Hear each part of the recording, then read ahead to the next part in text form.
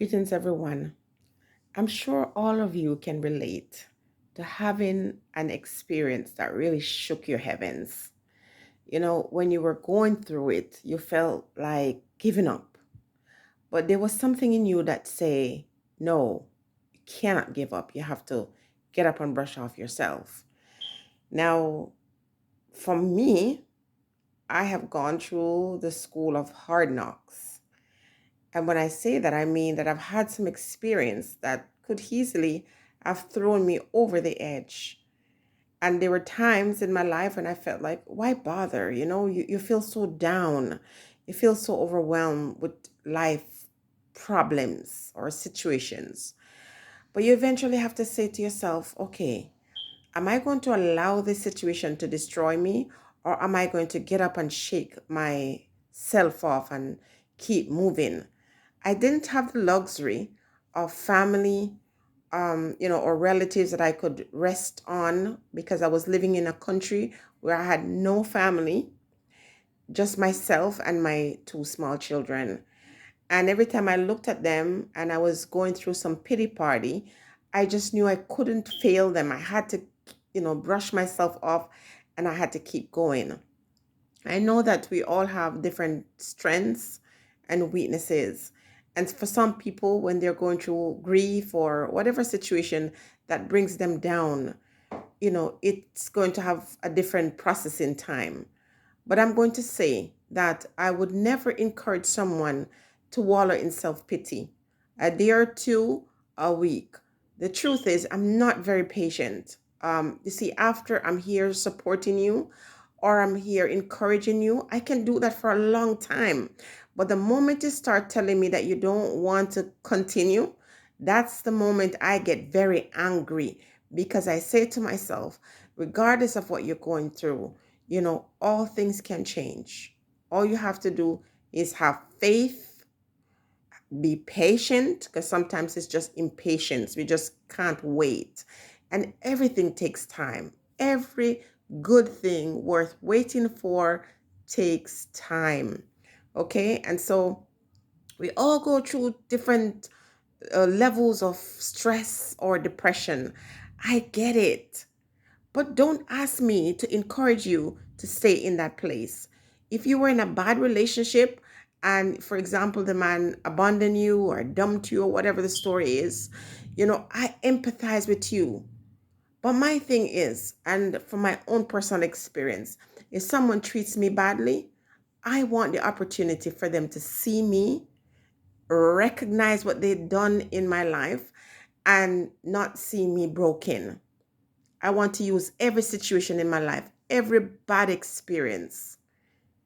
I want it to propel me. I want to use it as a strength, as a ladder to climb.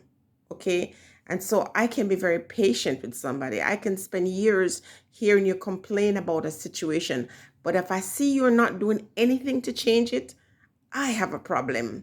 If you call me and you're feeling down, really, I automatically go in that place where I'm not just listening to you, but I'm seeing if we can come together to find solutions. That's who I am in real life.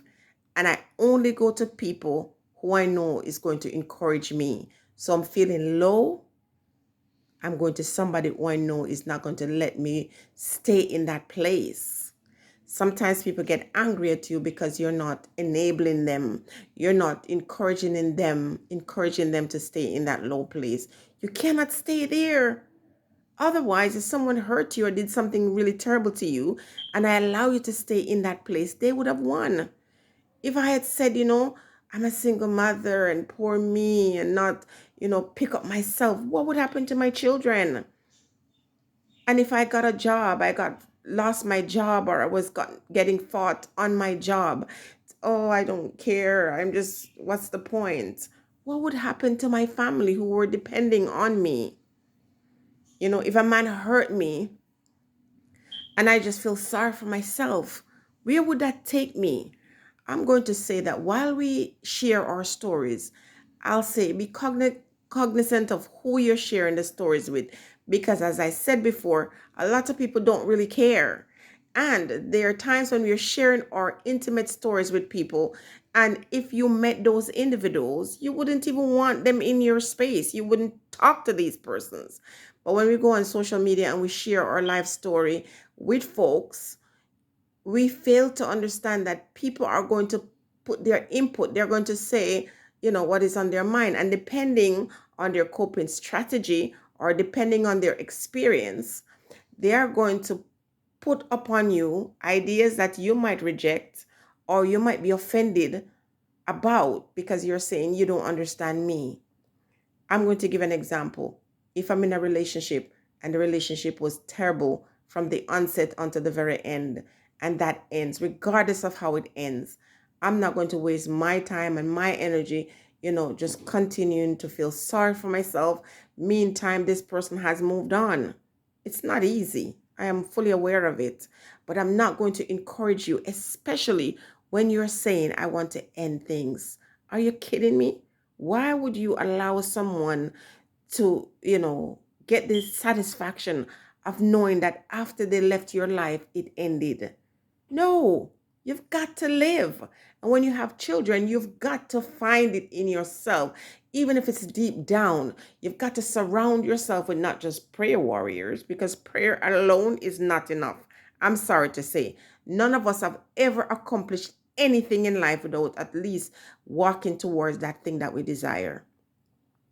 So, while prayer is important, you've got to also go towards that thing that you desire or do something about whatever it is that you're going through that is affecting your life.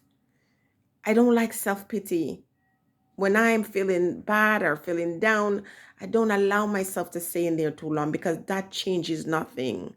I feel bad and I don't bathe and I don't eat and I don't brush my teeth over a man who's gone or a man who I tell you is no good.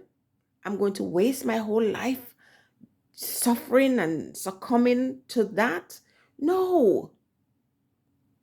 And if you have a bad experience and you decide you don't ever want to be in another relationship because of it again, that is your own personal choice. But if you're going to start to say that because this man is gone, he ruined your life, no, you did that. You allowed the experiences with that person to cause you to give up on life and therefore ruin it. Nobody can ruin your life. You give them permission.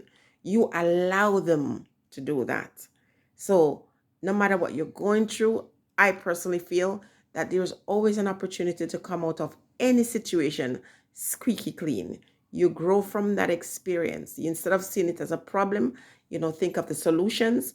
And if instead of seeing it as this awful, horrible situation, see it as a stepping stone or a lesson. So we all, at one point or the other, are allowed to feel bad for ourselves.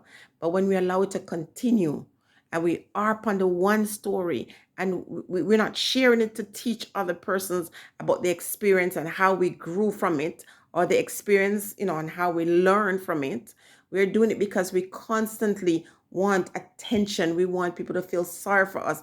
And when they're not telling us to stay in that place, we get angry. I'm not here for it. I'm a truth seeker and a truth speaker. And if you are hurt by somebody, I can support you and understand where you're coming from. But I will never encourage anybody to stay in that low place. And I would never encourage anyone to allow someone to take away their power by relinquishing your power to somebody, by constantly, harping on the terrible things that they've done on you to you and not learning from it or growing or showing that, look, I was here and look where I am now. We all can elevate. We have to seek that, regardless of what anyone is doing in your life or doing in the world that you think is not nice or you think is bad. Never allow yourself or encourage anybody to stay in that place, because as long as you have life and you have breath, there's an opportunity to change yourself.